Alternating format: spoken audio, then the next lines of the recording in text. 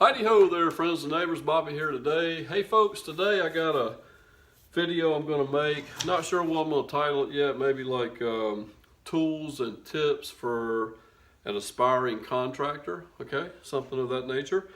I got this comment on one of my other videos. I won't mention the person's name. They may not want their name mentioned. But the comment reads, "Hey Bobby, your videos are awesome. Quick question for you. I'm an aspiring contractor starting as a laborer. Do you have any tips or advice for a young guy starting out?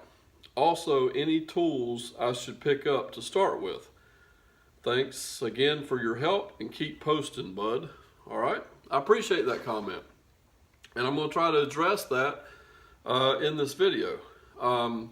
Some tips that I would give for any job, okay, whether it be working for a contractor, doing construction work or what have you, or any job that you have, be at work on time, be ready to work when you get there, okay, be ready to learn, because there's probably going to be someone there that you can learn from, okay. So if there's any downtime, instead of playing around on your cell phone or whatever, go find the guy that seems to know the most out there, the old carpenter or what have you on the job site, and try to learn as much as you can, from that guy. Okay. From there, I'm going to show you some tools. We're going to turn the camera around. I'm going to show you some tools that I would recommend anyone that would be starting like as an apprentice on a construction site. I'm assuming that's what type of work you will be doing. I used to do some of that myself when I was younger. I grew up helping my dad do construction work. And so I've got some tools here that I've collected over the years, and I'm going to share those with you now. So let's get started. Okay guys, here's some of the tools that I think if you were going to start a construction job as an apprentice that I would probably try to pick up. Everything that you see here, you can probably acquire all these items between $100 and $125. There's nothing here that's really super expensive, okay? But I would invest in a tool belt. It doesn't necessarily have to be a really expensive leather tool belt. This one here is pretty inexpensive. I picked this up, I think, when I was roofing some houses, just to have something to have some nails in and carry my tools around when I was up on the roof. Definitely invest in that, because all these tools here you can actually carry in your tool belt. Okay, you definitely want a hammer. The brand of this hammer is Plum. It's a good brand of hammer. You can typically pick them up in a hardware store. My dad used Plum hammers. He still probably has the ones that he's had for years. It's a 16-ounce hammer. I'd recommend a 16. That's a good in-between size hammer for doing carpentry work. You don't need the biggest hammer that you can find, just a good 16-ounce. I remember watching my dad. He used to be able to drive a 16-penny nail in one smack of the hammer. And he used to always tell me, it's all in your wrist. Every bit of it's in your wrist. So a good hammer, a nail puller, a tape measure, okay, a utility knife, okay. You might need a knife handy for something, mainly for sharpening your pencils, because you're going to need some pencils, okay. If you're going to learn to measure things and mark things, you're going to need a square. Just a small little square will be just fine for now. And also a chalk line and a little bottle of chalk, okay. Now, you don't necessarily have to carry all of this stuff in your tool belt all the time. Here's one thing I recommend. This is really cheap. You can buy these little 5-gallon bucket tool liners, okay? At Home Depot, and Lowe's has them as well. And you can buy a brand new bucket for like $3, I think. And you can buy one of these tool liners that fit in a bucket. And it has all these little compartments here to put tools. You can stick your screwdrivers or whatever you might have. I don't even know what I have in this bucket here. It looks like a bunch of junk right now. I haven't used these in a while. But anyway, that's a good thing, just to haul all your stuff around when you're just getting started. This would be definitely what I would show up at a job site as an apprentice at a minimum, okay?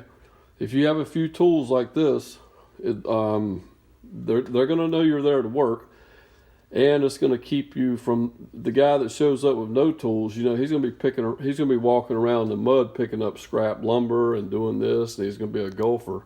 So you actually might be able to get to do some things with your tools now that they know that you have some tools, okay? So step one, apprenticeship, showing up on a job site, I would have these tools at a minimum.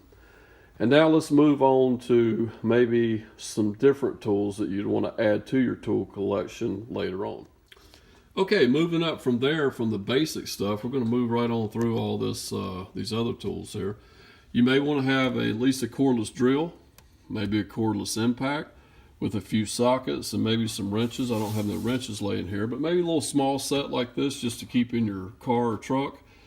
Might come in handy, be useful as you're while you're there at work. You may be bolting some headers together or something like that, or you never know, you may run into needing some simple hand tools, you know, on a job site. From there, I would actually probably invest in your own saw. Actually, after you kind of befriended the carpenter, you see what he's doing most of the time, sawing and cutting and everything, you may want to purchase your own saw, okay? And practice at home. Go to Home Depot, buy a couple 2x4s and stuff, and bring them home and practice sawing. Practice squaring, measuring, squaring off, and cutting a nice straight line. And pretty soon, you might actually be able to do some of the cutting at the job site instead of walking around carrying lumber to the sawbucks. You might be the guy there at the sawbucks actually making the cuts, okay?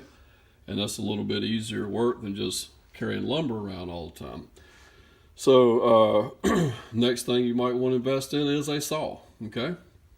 And from that point, there's a lot of things that they might put you to work doing as far as maybe cutting jack posts, cutting troughs, cutting L's, cutting and making headers up. You know, that's some skilled work there that's could possibly get you paid more money now that you have a little bit more of a skill set and you have a little bit more tools, okay?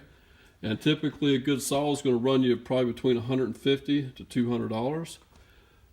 Next thing you might want to move up, probably any job site you're on, they're going to have pneumatic guns.